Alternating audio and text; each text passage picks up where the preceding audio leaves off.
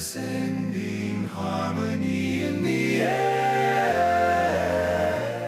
Our songs are never ending. In the barbershop we create magic. Brad and John show, yeah, it's pure classic. No instruments needed, just our vocal range. Notes flying high, it's our musical exchange. Tracy's station may try, but they can't compete. Our barbershop style, it can't be beat. Oh,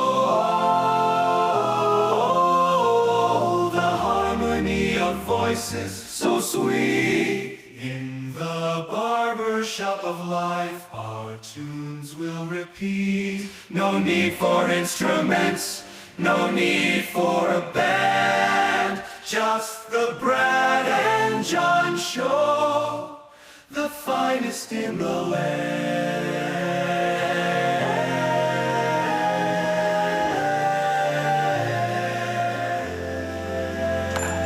Good morning, John Combest. You know what today is, John?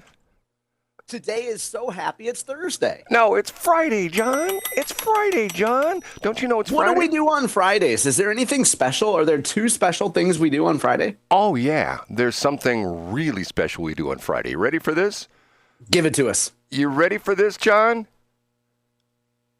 We are National Public Radio and beyond. Where the what we say is the news. No, Yeah. That's not what we do on Friday. We do this. Time for the John Combest Top 3.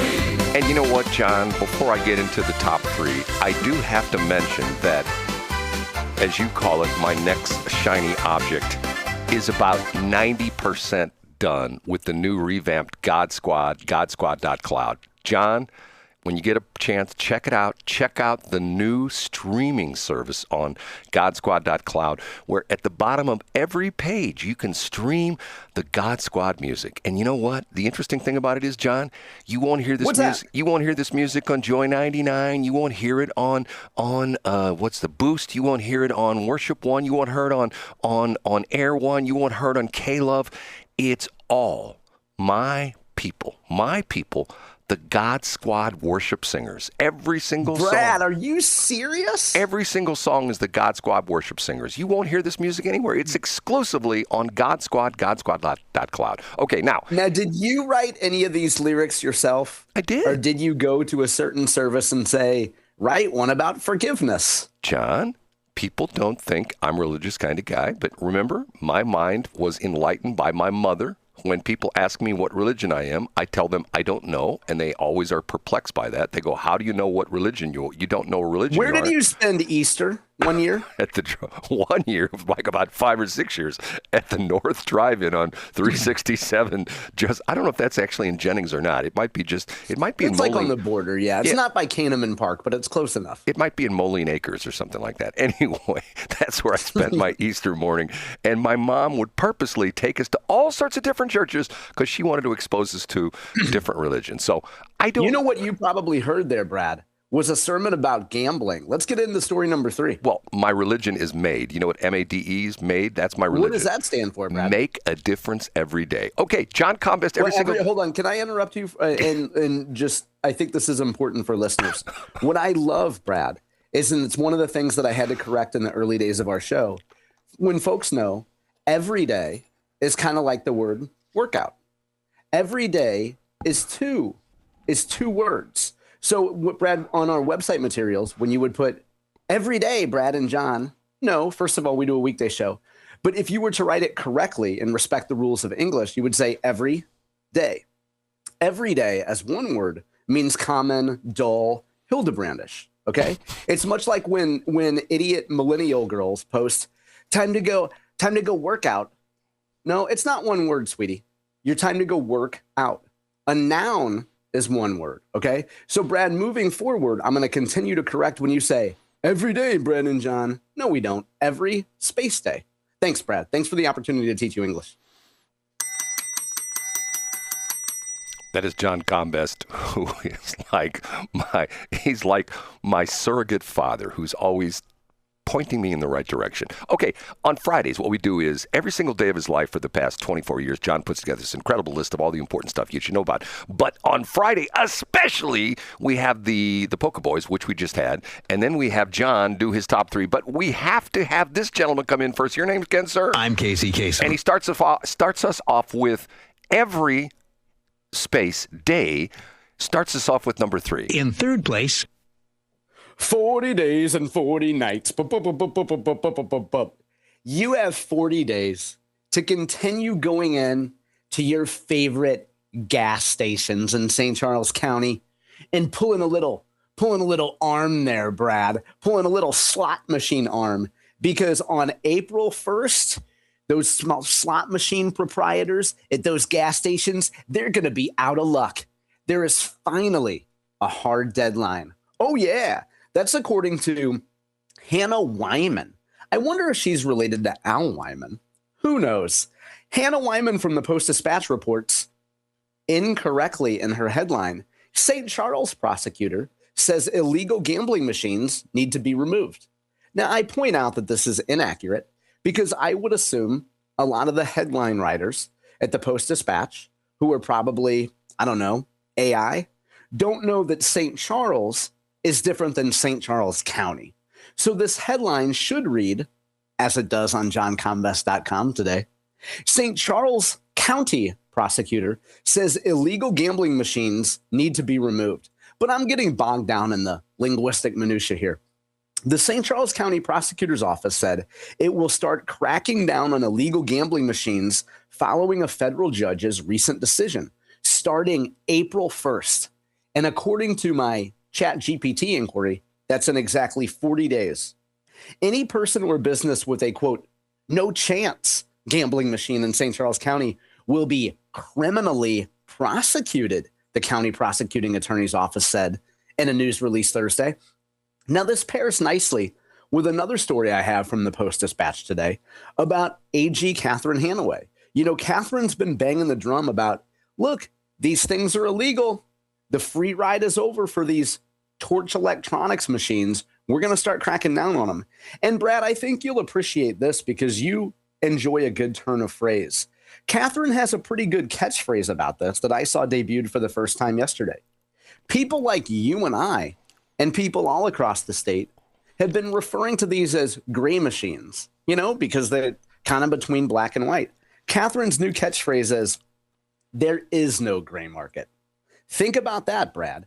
There is no gray with these machines, at least in Catherine's eyes, and at least in a federal judge's eyes as well. You are either operating under Missouri law and as overseen by a gaming commission, or you are operating on the other side of the law. There is no gray market for these machines. So in St. Charles County, at least, you got until April 1st, and then the prosecutor does the old Brad Hildebrand as Little League umpire and says, you're out of here. What do you think, Brad?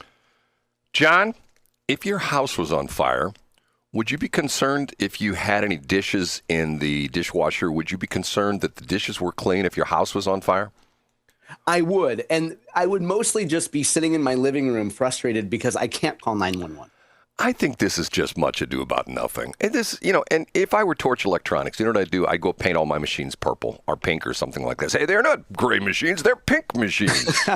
You know what I mean? So in other words, Brad, we should have laws on the books and not really worry about enforcing them. John, I'm not a Sopranos guy, okay? I do watch some of the Sopranos on, like, they have a bunch of shorts on YouTube, okay? How would you compare the gambling industry to the cannabis industry as it relates to Tony Soprano and mob violence? Okay. Not being, and Catherine Hanaway's been in the show. She's a nice woman. But Catherine Hanaway is Tony Soprano.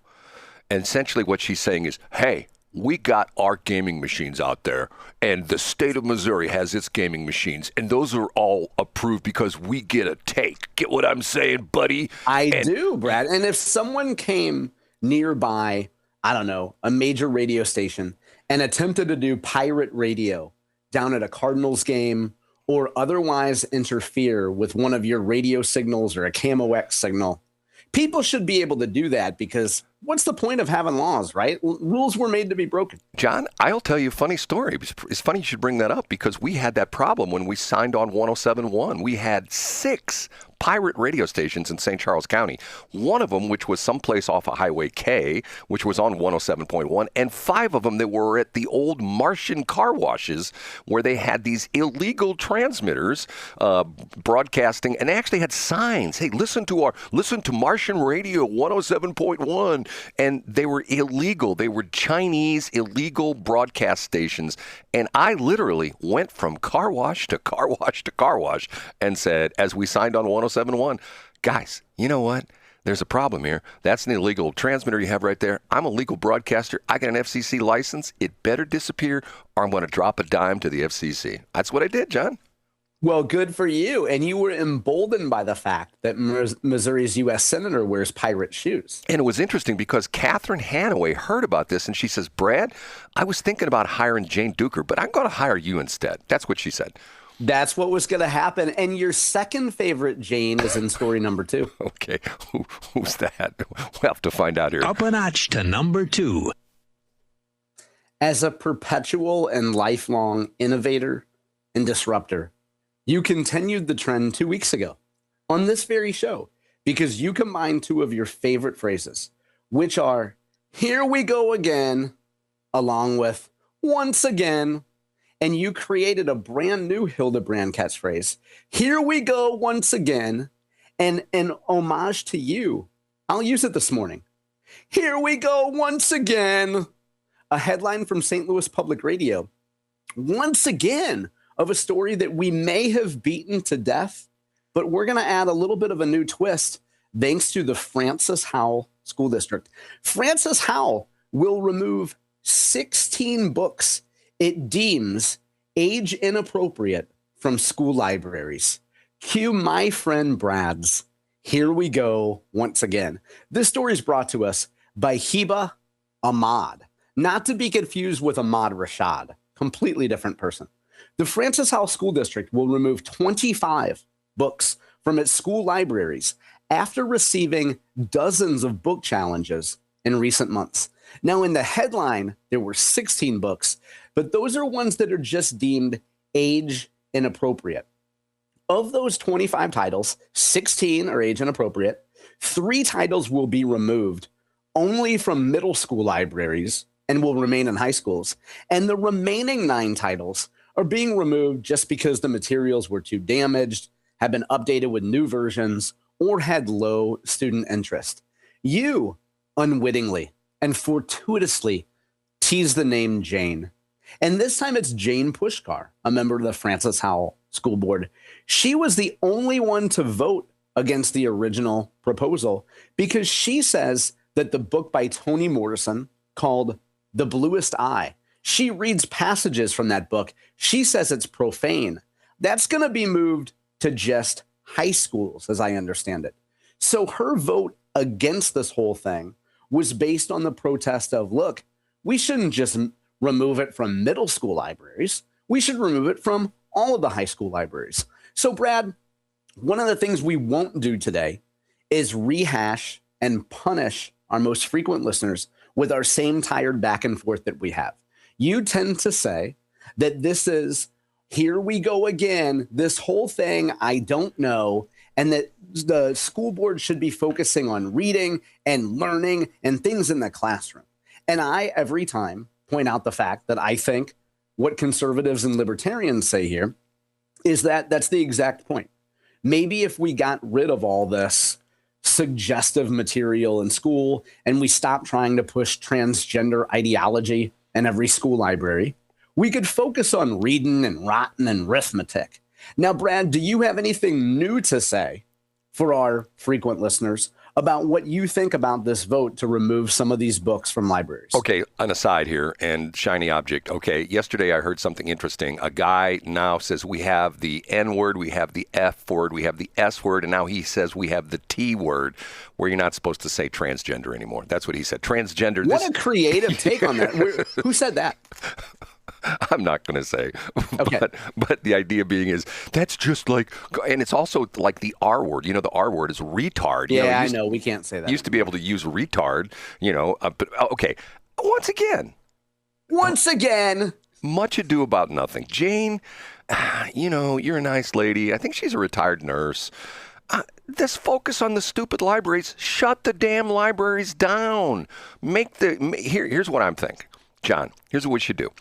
This is my suggestion for the Francis Howell School District. Shut the libraries down and get these kids ready for adulthood and turn the libraries into a hookah lounge, or let them come in and smoke dope in the lounge, because once they turn 18 and they're out of high school, what are they going to do? We know the young kids right now, they're not going to get a job. They're going to live in their parents' basement, and they're going to smoke a lot of dope. So we should just essentially get them going early before they get out of high school. What do you think, John?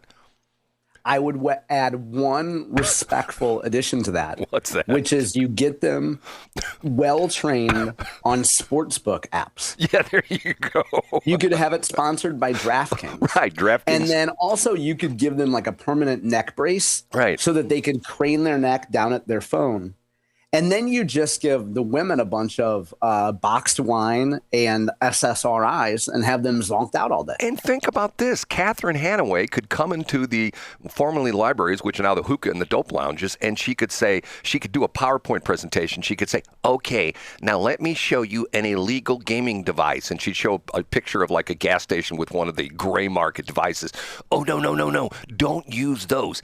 Here's one of our casinos. Matter of fact, not too far from France. Howell North is Ameristar. Here's a approved gaming machine, because you might be cheated by that gray market machine, but when you go to the Ameristar machine, we got a state trooper there. He's keeping his eyes on everything. Everything is legit, above board, and you know what? We get the money and the gas stations don't. So what do you want? Do you want the money to go into the state coffers, or going to that terrible people that own the gas stations and those Torch Electronics people who are horrible people? That would be the class you would teach. What do you think, John? Do you think I'm on target with that?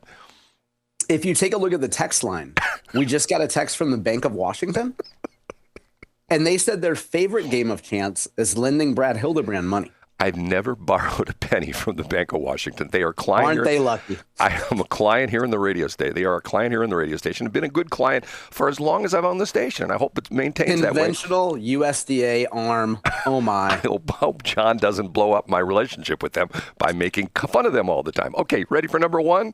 Yeah, Brad. The number one.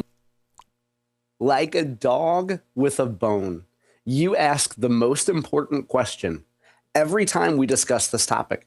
And because I respect that dog and its bone, I'm going to answer it at the beginning. The current congressional maps appear to be in effect. I'll repeat that. The current congressional maps appear to be in effect. Now, there's a piece from Missouri Net that I have up today that talks about how there's so many lawsuits going on about the new Missouri congressional map, AKA Missouri First Map. And Brad, yes, to answer your question, when candidates begin filing for office, the new congressional map appears to be in effect. Now that we have that out of the way, yesterday was a big day in the 5th Congressional District. That's the district currently represented by Emmanuel Cleaver, the preacher man from Kansas City. They're one of 2 black districts in the state of Missouri. You have the 1st Congressional District, represented by Wesley Bell here in the St. Louis region. And then you have the 5th District, which is Kansas City. Famously, that 5th District has been gerrymandered, unfortunately, and you added a bunch of white people to it, and now Republicans can win that district. Pardon me. And I'm not used to doing a whiny liberal voice. It hurts my throat there. One of the candidates that has announced, pardon me, hold on one second, Brad. I need to clear my throat here. One of the candidates that has announced his bid is a friend of our show from 2 years ago, a gentleman named Taylor Burks. Do you recognize the name Taylor Burks, Brad? I do. Why do I recognize that name? We had him on the show about 2 years ago. Now, if you're new to the Brad and John show, welcome. We are decidedly not an interview show. There are a million shows out there, even in our St. Louis market, where you can have somebody come on and answer the same 5 boring questions. Brad, you are a fantastic interviewer. And when you have people on the show, you don't just ask the same standard questions. You ask innovative, novel, creative questions. And that's one of the great things that you do when we do have guests on the show. And we had Taylor on because he was running for what was an open seat at the time, which was Blaine Luetkemeier's seat in Congress. That's right. I remember that. Go ahead, Brad. Yeah, I remember that. He was the guy from Columbia, right? Come on. Yeah, from the mid-Missouri area, and he's a military guy. Right. Pardon me. And you may recall, too, that eventually Taylor decided to not go forward with that campaign. He ended up supporting a gentleman from mid-Missouri named Kurt Schaefer, and Kurt ended up losing to Bob Onder in the Republican primary. Now, Kurt has since gone on to lead Missouri DNR, so Kurt was always going to do just fine, even if he didn't win that race. And we have Bob Onder as a congressman. And in fact, Taylor Burks was deployed overseas, which I think was probably one of the factors of him deciding to not run. But the point is, now Taylor lives in that newly created 5th Congressional District, which spans, I think you could call it diagonally, from the Kansas City area over to like the Mid-Mo, Columbia, Jeff City type of area. So Taylor announced just yesterday that he's running. There will be certainly other Republicans in that race. And we may see a situation where it becomes a bit of a free-for-all, where once you reach critical mass and you have 2 or 3 candidates in, it becomes like the old Secretary of State race in 2024, and then it's just a wild free-for-all. But you can find an interview that Scott Fawn did with Taylor Burks. You can find that on my website today. You can find a piece from the great Jake Croson of the Missouri Times, and you can find an analysis from our friend Elijah Haahr from down in Springfield on my website today. And Brad, before we go to break, speaking of Elijah Haahr, something that has to do with our station. Today, from 12 to 3, in the Erick Erickson slot, Erick Erickson's national show will be hosted by none other than Missouri's own Elijah Haahr. What do you think of that, Brad? It's interesting. I heard him talking about that he wasn't going to do that because he's going to some convention and he was going to take his portable equipment and broadcast from the convention. But apparently he changed his mind because he talked about that just on Wednesday, that he had to go to this convention. He's in Las Vegas, isn't this where the convention's at? There's some kind of conservative deal in Las Vegas or something like that? Yeah, there might be. And Frank, as you know, Brad, I don't follow a whole lot of national stuff. But it's awesome that Elijah is doing this. So you can hear on Westplex Talk today, if you go to our streaming, or if you're in the car, or you have your home radio, from noon to 3 p.m., our own Elijah Haahr is hosting the Erick Erickson show. And by the way, I believe, if I recall correctly, tonight in Springfield, Elijah is also emceeing the statewide Lincoln Day event down in Springfield today. So it's a big day for our friend Elijah. I don't know if you knew this or not, but whenever they have a conservative group in Las Vegas, they always bring in more liquor and they bring in more prostitutes. Did you know that? I did not know that, but I do know a guy that's got a story about a Baptist convention and what people say about a Baptist convention coming to a hotel and what that does for liquor sales and room service. That was my old friend Linda Tiernan. Okay, I've got a banger of a Brad's Top 3. Not that yours wasn't a banger. Yours was sort of but mine's going to be. I rang the bell. Mine's going to be a banger. Oh, John. Pound the table. I love it. Wait a minute. Are you pounding the table? I want to make sure we got that sound correct. Yeah, I'm pounding my microphone. That's what she said. Okay, you ready? We're going to take a break.